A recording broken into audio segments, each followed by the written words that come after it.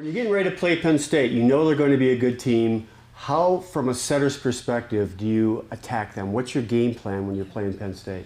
So as a setter, the first thing you see is their spread blocking scheme. And that means that both their outside pin blockers are going to be farther closer to the pin. That means they're going to be really good at defending anything to the pin. A slide, a go, a 9, whatever that may be.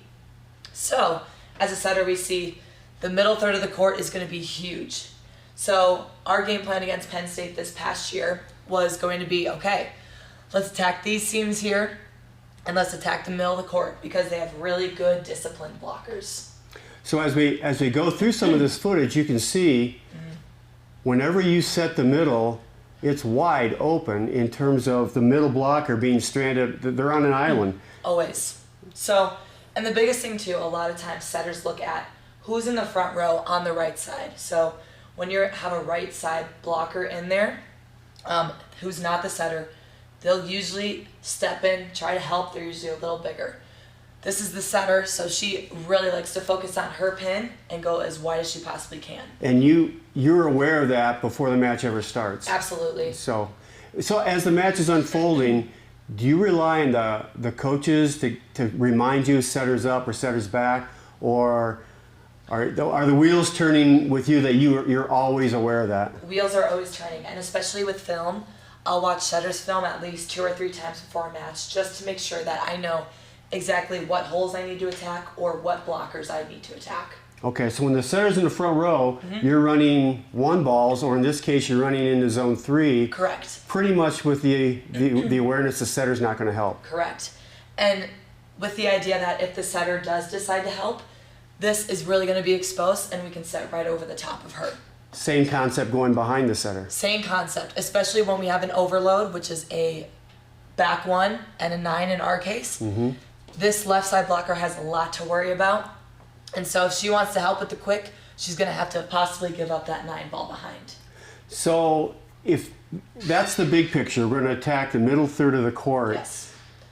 What do you do in terms of, okay, this is what I want to do a lot, but do you still at times set outside to kind of keep people at home? Yes. So we call that keeping them honest. Okay. And you want to stick with your game plan about 2/3 of the time, and then 1/3 of the time you want to keep them honest. Those balls may get blocked, they may have good touches, but either way, you're keeping the blockers where you want them to be, which is in their spread block. Okay. So as the match went on, you're pretty much aware all the time where the block is. Correct. Okay.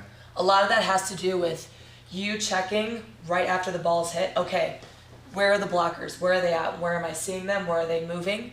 And some of that also comes from your hitters and them giving you feedback. Okay. So you can attack the middle of the court with either quick hitters or with outside hitters. So Yes. in this situation, your middle's running a slide or something behind, and your outside hitter's coming in, and now she's attacking the middle of the court. Yes, and especially with a middle and an outside hitter doing a crossing pattern, people are very concerned about the first tempo ball, which is going to be the middle hitter. So no matter what, that outside blocker has to go with her. So therefore, it's always going to be one-on-one unless this right side blocker gives up her attacker as well. Great. And then at times, again, kind of keeping with the spread concept, is we want to attack seams. There's seams here, there's seams here. So sometimes you'll bring your outside into that seam. Yes. And what we've found as right side blocker, as one myself, it is much harder to set up a block coming from outside to in than it is to going from inside to out. So ideally what you want to do is beat that block cross court. Absolutely. A lot of that has to do with either a nice shot right to the 6th zone or a little tip over the block, depending on where this right back is. So Gillis in this match was especially effective. Oh yeah. Coming into zone 3, and then I'm going to run that back if that works. Again, you went into the match with the idea of we're going to attack the middle of the court. Yes. And that could be with any hitter, your quick hitter, your outside hitter, Any hitter. Or in this case, a back row attacker. Yes. And this is super effective a lot of the times when a setter is front row. So we're going to be, not especially in this case, but typically we're wanting a go ball, which is a go ball, 1 on the outside, a dog, so a pin to the right side, and then a middle back coming in and hitting that pipe ball. Okay, and Molly was pretty good at hitting that. Very good.